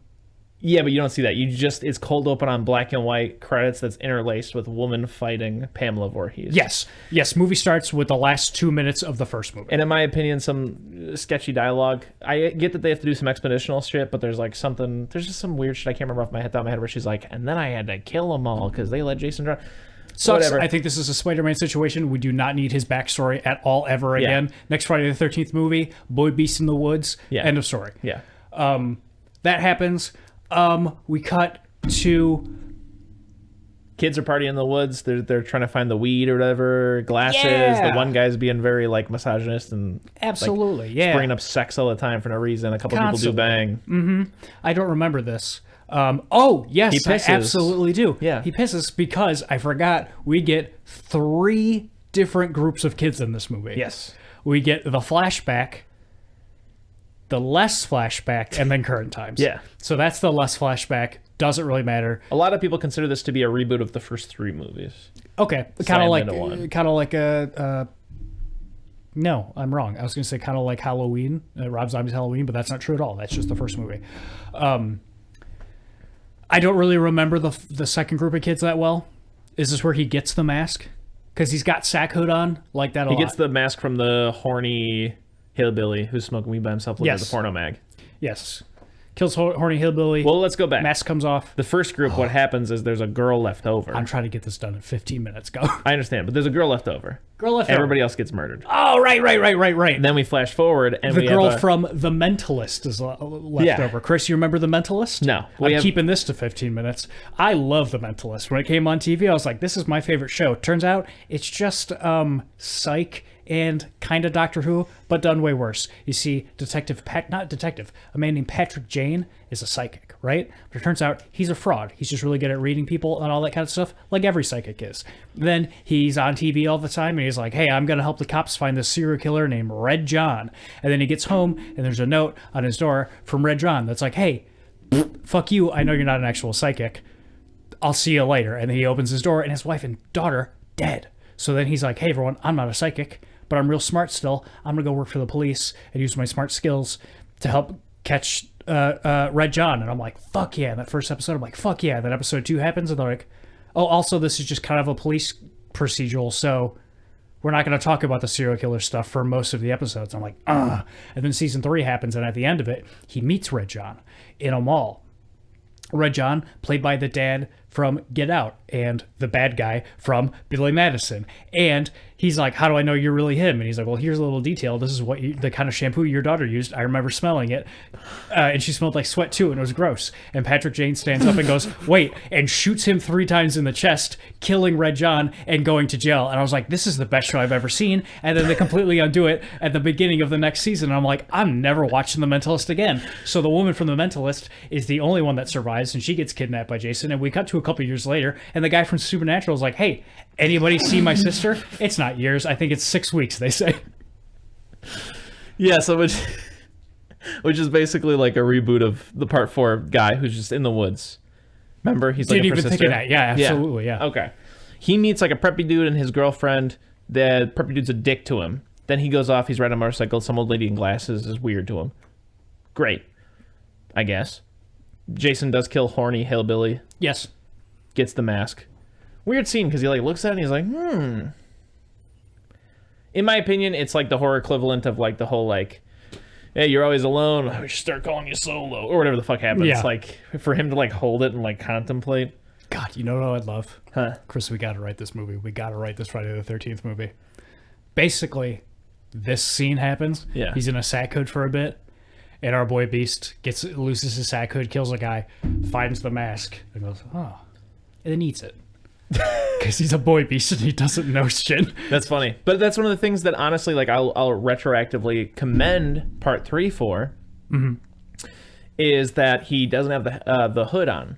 The hood came off during the climax of part 2. Yeah. And in the beginning of 3, he's hanging out in the clotheslines. That's where he gets his clothes from. And it's not until the point where he finds the mask that he has anything covering his face. You don't see it because part 3, the director intentionally was like, we don't want to see Jason a lot. Yeah. Which is very funny because he ends up with his mask off in the end, and he's like laughing and giggling and lifting the mask up, going like, her. Yeah, that's right, because he was the tree guy, yeah. But anyways, the reason why he got the mask is he just didn't have anything covering his face. They Yeah. just needed him to cover his face because that's just, he does that. Anyways, yeah, there's some stuff that happens. I don't know. There's characters I don't like. Man. Yeah, Supernatural's going around town looking for people who might have seen his sister. He goes, hey, can I hang up this poster in your shop? And the guy behind the counter goes, I would, but the owner is a real bitch. And the so preppy's like, hey, how about you fucking, I have shit to do, buddy. Fuck off. And he's like, excuse me? He's like, excuse me? And he's like, what did you just say? He's like, what did you just say? And he's like, I'm going to leave. He's like, oh, I'm going to leave. He's like, okay. Yeah. And then his preppy guy's sister? Girlfriend. I think? No, because he bangs the other girl. So sister? Sister goes, good luck, I'm sorry. And Supernatural Man's like, fuck off. Yeah. And then they get to the house, they're having fun. A guy drinks out of a shoe. Yeah. And then... just running it down real quick. Don't like the guy with the shoe. I do like the tracksuit gentleman who smokes weed by himself or whatever, and then he wants to go save his very funny friend in the shed. Yeah. Yeah. I like He's him. fine. Other than that, whatever. But basically what happens is like... The guy who's looking for his sister happens upon the cabin where all of these characters are hanging out, and the sister of the preppy guy who's a meanie, her and him go to Crystal Lake, and they see stuff, and there's like a bed with the name Jason on it, which is another Han Solo moment that's just like, ugh. Yeah, so weird that Jason lived at Camp Crystal Lake with his mom. Yeah, and Very I also strange. hate, like, again, not hate, like, oh, I'm so mad. Like, I'm not, like, in an internet troll thing, but, like, sometimes dislike is, like, they find the mom head in the wall, but, like, just throw it on the ground. It just seemed like one of those things where, like, you just have, like, Chewbacca in the background for a second. Okay. Like, why even have the mom head? Didn't do anything with it. True. Anyways. Yeah, and then Jason shows up. He's got a body. I like how, like, quick this Jason moves. It's very, like... predatory sets traps and stuff. And like as soon as he like hears like a little like sees the backpack, he just immediately starts like throwing those boats over because they're hiding under the boats. But then somehow they moved quick enough. Yeah, to get behind the tree. I think unfortunately, I hate to say it about this movie. Yeah, this is probably my favorite Jason. Yeah. With him setting the traps and just to flash back for a second, in the second group of friends, some of the most brutal shit I've ever seen. Like, he has the one girl in her sleeping bag tied by her feet above the fire, and she's burning alive while the other guy stepped in one of his traps and just has to watch his girlfriend burning in the fire. Yeah, absolutely. This is very sadistic, Jason. Yeah, it's really fucked up, and you know what? No, I do like it. I was going to say, I don't know if I do like it because in the other ones, he's just a dumb boy beast walking around the woods killing people. And in this one, he's a bit smarter, but I think it plays better. Like him setting up the traps and stuff like that. He's also dug an elaborate tunnel system underneath all of the camp. Oh, yes, absolutely. Which they fall into later. You know what he did with the dirt, though? What did he do with the dirt? He ate it. Oh. You should. What? They fall into later, but before that, there's a whole thing at the house where, like, the comic relief character breaks a thing and has to go to the shed, and he gets killed, and yada, yada, yada, whatever. The guy who's looking for his sister shows up, is like, we gotta call the cops. Phone lines are down or something. They're locked inside the house, but Jason gets in the house, and the prep and the hot girl fuck for what I think is 23 minutes of this movie. Of course, they have sex for so long, and we see it for so long, and I'm like, it's like worse than anything that's in part 5. Yeah. It's insane. I'm like, I don't want to be a glasses wearing square, but there's too much sex in this movie, Chris. The cop shows up for a second. Jason immediately kills him. Like I said, the main character and the preppy guy's sister end up back at the cabin. They fall into the tunnels. They find the main guy's like sister or whatever. They're escaping. The Mentalist. Okay. And Preppy Guy's sister is in Sky High, so we'll call her Sky High. Sky High gets murdered. She does. Apparently we don't have to call her anything anymore. They end up in a school bus after they climb out of a tunnel. Jason's there. He fights the main guy on top of the school bus, but doesn't kill him. Supernatural, yeah. And then Supernatural and the Mentalist. How do they beat Jason? They get him into the barn. He's got that trap door in the bus that looks down into his hole. And she's hiding like Spider-Man style pressed between two like fixtures on the bus. I think they're like seats because it's sideways. Yeah. And he comes over and he looks in the hole, goes, oh, and looks up at her, and she goes, suck it, nerd. And she kicks him with both feet, and he falls down the hole, and then they run to a barn? Yeah, they're in the barn. He's got like a chain around his neck. It ends up inside of the mulcher thing, the they hang him. They hang him in don't they hang him in part 3? Yeah. Yeah, they do. They hang him, but then the chain ends up in that and pulls him back. Yep. And he dead? Yeah, he gets... No, because then he ends up in like the lake. Remember there's a whole thing with the... No. Wait, yeah? Does he die there? No. Because there's some scenes we skipped over earlier. He dies there. He doesn't get chewed up in the thing, or does he? I don't think he does. He dies there somehow, and instead of calling the police... Supernatural and the Mentalist. Oh, push him into the lake. Don't go, let's call the cops and get them to figure out what's going on with all these dead bodies. They go, let's kick the murderer into the lake so that we get blamed for all these murders. Yeah, exactly. And so they kick him into the lake and they go, and then credits? He pops out of the thing and stabs the brother and stabs Supernatural, and the Mentalist screams, and then it cuts. Okay. Which I like. Some other things we skipped over is like there's a character's like...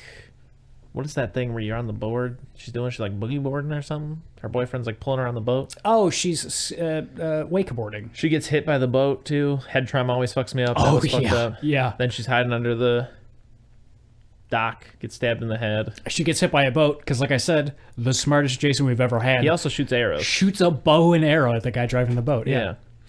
Whatever. This movie, I also don't like. I like the way they portray Jason, but it's just one of those things where, like, I don't know that, like, it's a problem I have in general. Like, I don't know that, I guess there are just certain movies that, like, did Friday the 13th need a reboot? No, because it's one of those things like Spider-Man where everybody knows. Yeah. You can just make another one. You don't have to do all that thing where you, like, explain how he got bit by the spider. And he's got an aunt named May. Like, that's one of the things I love about the Tom Holland Spider-Man. Is they're just like, you know who the fuck Spider-Man is.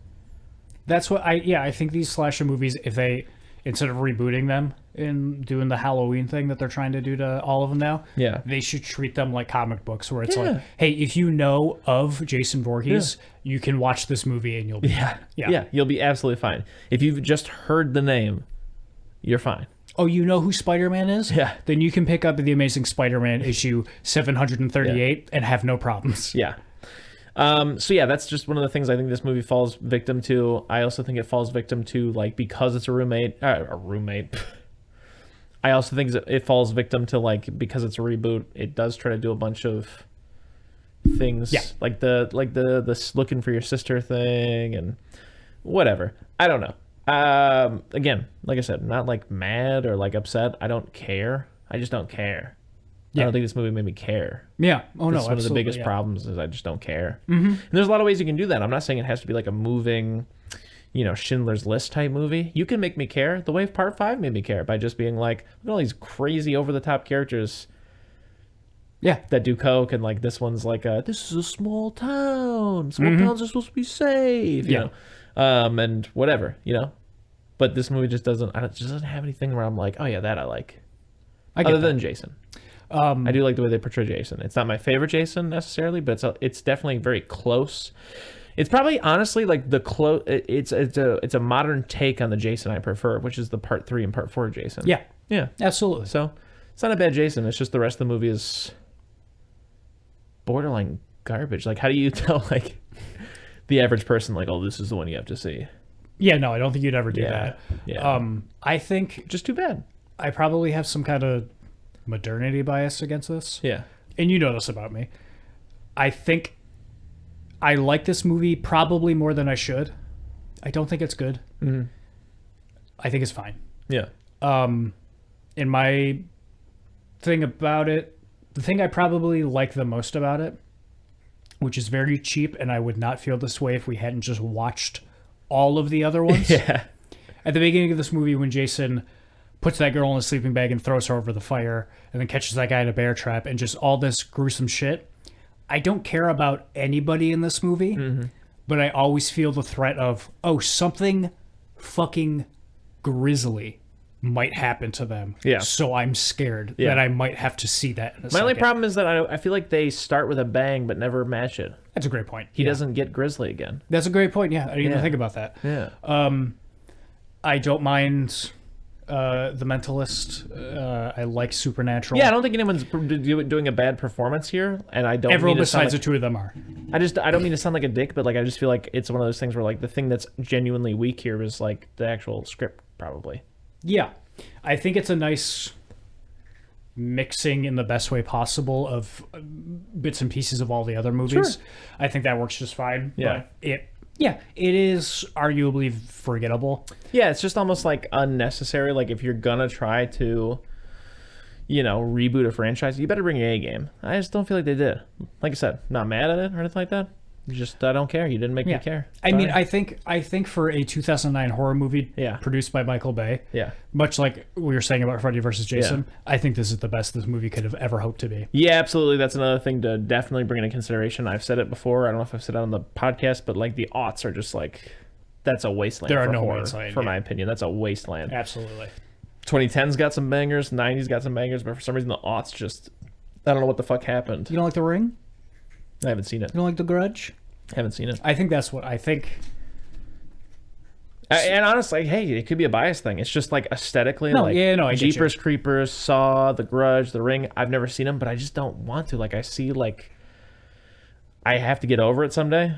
But I am coming from a biased perspective where, like, just like the ugh about Just it. the grime on it, I don't want to watch any of these. Like this is I know not what you a mean. good way to market these, and not in like a way where like, it sounds hypocritical to me because there are things that are exploitation and gross, like the Texas Chainsaw Massacre that I still love, but these are just gross in like a way that's like, I can't even see the artistic value in being this grimy. Yeah. You know what I mean? I think the one exception to that is Saw. Okay. I think you and I should watch it soon. I haven't Well, seen then it. you have to watch The Abominable Dr. Phoebes or Fibes, however you say it. I don't know. Okay. But it's one of my favorite horror movies from the 70s. Okay, yeah, we can do that. because I haven't seen it in probably a decade. But I think that first Saw might still hold up, and it's better for being disgusting. Also, got the guy from Princess Bride in it, bringing it back to Peter Falk. Yeah. Peter Falk is not in it. It's, but we need a break from horror. This yes. is the end of horror for a little while. Absolutely. For a little while, we're watching just normal ass movies. But I think the other notable horror movies from the aughts are The Grudge, because I think all the standout horror that was happening in the aughts, I think was happening overseas. And there's a lot of Japanese horror movies I've just seen clips and bits and pieces of. Yeah. From the aughts that I'm that is maybe the scariest thing I've ever seen, and I don't want to watch this movie. Yeah, things but I'd love to really delve into. Yeah, things like The Ring are definitely something I am not as harsh on as I am. Yeah, with other things from the aughts, I would like to see that movie. I'm just saying, we got into a weird place aesthetically where I'm I don't even like looking at this. I don't. I get it. Yeah, and that's one of the things that I genuinely think the Abominable Dr. Phoebes or Fives, however you say it, would be a nice counterpoint to Saw, because one, as I've mentioned before, a lot of people look at it it's a precursor to Saw. Saw took something from this, I think. But also, it's like Suspiria. I don't know if you've seen Suspiria. No, not yet. Fantastic movie. Suspiria or Alice, Sweet Alice. It's something that my brother pointed out to me. He was like, you like very colorful horror. And I was like, yeah, because I don't think horror has to be dark and grim. Even the Texas Chainsaw Massacre has a lot of bright color. I'm thinking of the bright red wall where he comes out and hammers somebody. I'm thinking about that shot of the blue sky and her red jeans as she's walking into the house. There's color in it. You don't have to do the thing where everything's all grimy and gross. You don't. Yeah, no, it's an aesthetic choice that is just unnecessary. Yeah, no, it was for sure the aughts where everything was well, if we want our movie to be serious and adult, we can't have color. Yeah. And then, which is so weird. And then we got out of that, and everyone's like, hey, you know what's cool to look at? Colors. And you know what I look at for a long time? Yeah. Movies. Yeah. So let's make movies colorful again. Yeah. I'm so glad we're out of that phase. We are in kind of a phase where things are getting duller again, but not nearly as bad as they were. Yeah. Anyways, yeah, like I said, not upset. It's really just I have a blasé attitude towards this thing. It's just... It's an F. It's unnecessary. I don't think it's good. Oh, it's an F? Yeah. Really? You would give it all the way to an F? Yeah. Like I said, I like Jason. Yeah. I like Jason in this one. Yeah. I can't imagine a scenario again. When I'm thinking about let's take the Friday the 13th series. When I'm grading, I'm thinking would I sit down and just watch this again? And if I'm gonna, there are ones that are bad that are more fun for me. Yeah. This is just not one of them. If this popped on FX, I'd sit down and watch it for a minute. Or maybe... No, I would watch the first group of kids. Okay. For that grisly scene, and I'd be like, oh, gross, that's scary. That's probably it. I would, if somebody was watching these movies and asked me, hey, Nick, should I watch the 2009 reboot? I would say, yeah, it is. I don't think it is a waste of your time. Yeah. That's the best compliment I can give this movie is I don't think it's a waste of your time. I don't think it's the best use of your time. Before I forget. Sure. In my little list of things that I really liked. Yeah. I know it's cliche. And I know it's something I kind of am a sucker for. Love the ending of this movie. When he jumps out of the lake? Just the one final scare and then, it's over. But I feel like the first one does that better than any one of them. Yes, but then they do undercut it. Yes. You get her in the hospital. I like this that it is a callback to that. Yeah. And B, bum. Hey, movie ends on literally a bang. Yeah. I'm always a sucker for that kind of shit. Or in a romantic movie where they break up at the end. Love that kind of shit. All right. Rate it. I'm gonna give it exactly what I gave. Fuck. Am I though? I'm going to give this movie a D+. Okay. I'm going to retroactively give Freddy vs. Jason a D+. Okay. Where do you put it in your list? Just a refresher. 5, 4, 6, 2, Freddy vs. Jason, X, 9, 3, 8, 7. I'm going to put it right under Freddy vs. Jason, right above Jason X. Okay. All right. Jason's dripping this one. It's whatever. I don't mind it. It's definitely not the worst he's looked. I think it's the best he's looked in a little while. You know what? It's probably the best he's looked since Part 9, in my opinion. I like Part 9, but... Yeah, you know what I appreciate? Huh. Is much like the rest of this movie, they take little bits and pieces from all the Jasons and give it to him. They're like, we'll give him the mask from 3. We'll give him the jacket from 2. We'll give him Kane Hodder's neck. But I'm pissed. That's just the joke I was leading to. He looks like he's wearing a brace because his head looks like just one big, like there's no separation between his head and his neck. Yes, and it just does not fit the rest of Derek Mears' body. Vibes for this one? They could be way worse. I'm glad that this is almost on the other side of the aughts hump. Yeah, but it's not great. Yeah, vibes or whatever. Yeah, the 2009. That's what definitely not as bad as Freddy vs. Jason. Mm-mm. Huge improvement, just not quite into like the 10s for me. Yeah, almost there. It's getting there. Yeah, getting there. We covered the overall ranking. Favorite character in this one? My favorite. I mentioned it. Tracksuit Man. It might be Tracksuit Man. I'm trying to think if there's any like miscellaneous characters I'm not thinking of, and if I'm not thinking of, they're probably not my favorite. Just say the Mentalist girl. Yeah, but she's barely in it, and I didn't really like her that much in The Mentalist. My favorite character of this movie is Patrick Jane from The Mentalist. Okay. How bad Jason be stinking? I'm just going to say he's got like a human BO stink, but it's bad. Yeah. Favorite scare?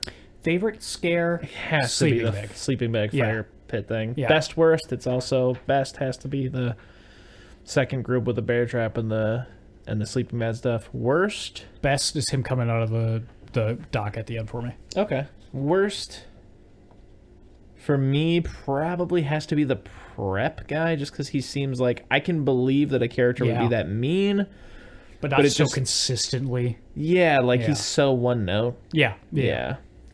You know who I'd like to give flowers real quick? Who? The man who drinks out of his shoe. Okay. I like when he's in the shed or whatever. Because I think I made a note out of it in 3, when that biker girl is in the shed just going, oh, whoa, and just touching literally everything she walks by. He does a better job of that. I love that guy is just literally, just legitimately having a fun time in that shed all by himself, and I believe it. Yeah, then that wraps up. That is the end of Friday the 13th on Eating Soup Alone. Ow! Never again, barring them making a new one, will we talk about Friday the 13th. Ever again. Never again. What do you have to say as a closing statement? Full retrospective. In a small amount of time. I really hated the idea that we had to do this year. I know you did. Hated it for a week and a half. A long time. Loved it for a week and a half. Started falling off for a week and a half, and then for one shining last week I was like, I'm having fun again. And it didn't get to the heights of 4, 5, and 6, but it brought me back up at the end. I'm glad we did it. I'm glad you made me watch all these. I'm a better man for having done it. I don't know. I would say that my retrospective would primarily be based around that. Like, it would be based around you being so apprehensive in the beginning and me not knowing how to sell people on these things, because it is a big investment. Because there's a lot in the beginning and there's a lot in the tail end you just don't really need. But there is a sweet spot that doesn't even it's not just 4, 5, and 6, but I think there are some little moments in the couple leading up to either side of that. But there is definitely like a bell curve on these things, right? And it's so counterintuitive. Like, usually a series of movies starts strong and fizzles out. And somehow this is like the anomaly.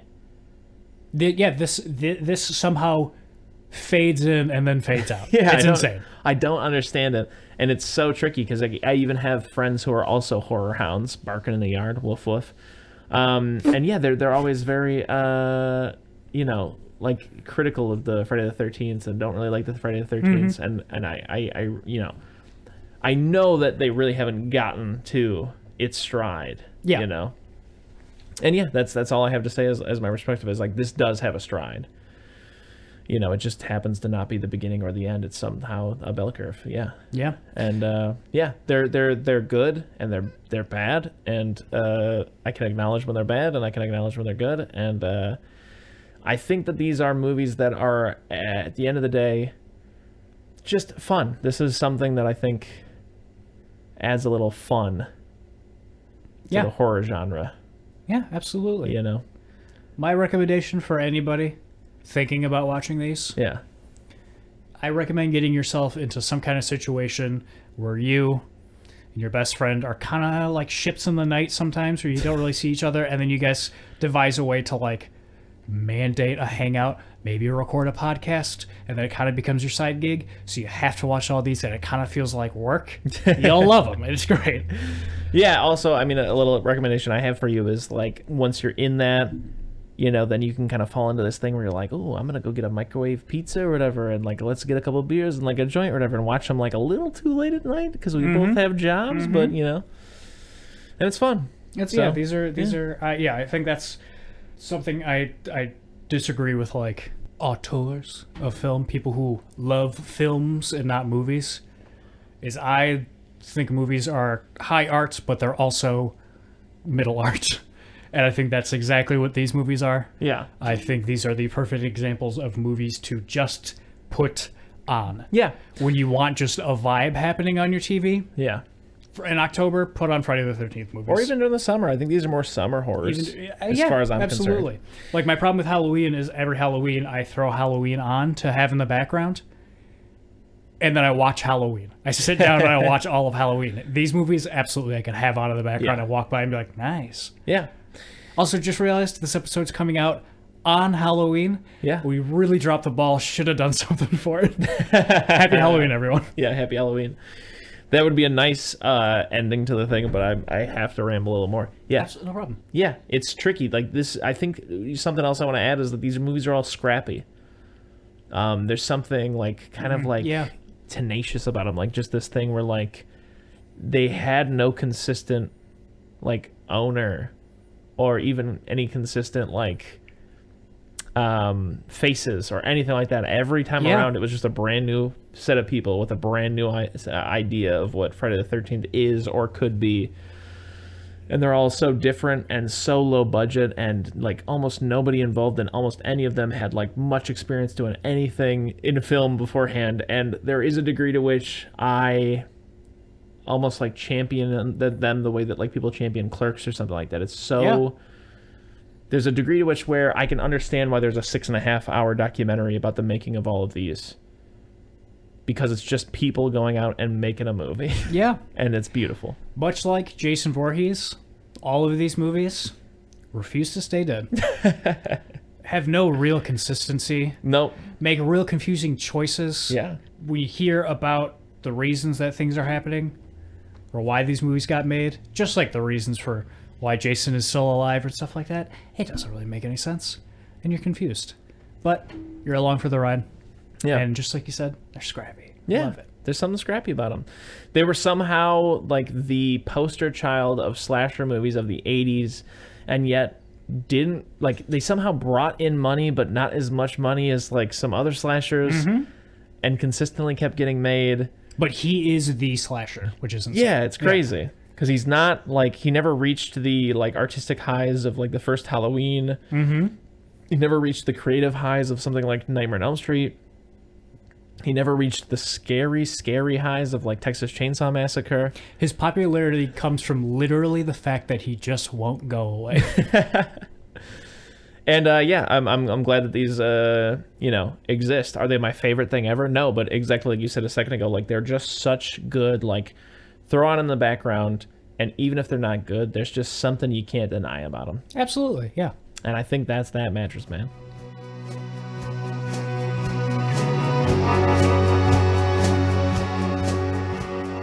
If you need more soup, follow us on Instagram, Facebook, and Twitter, or go to our website, eatingsoupalone.com.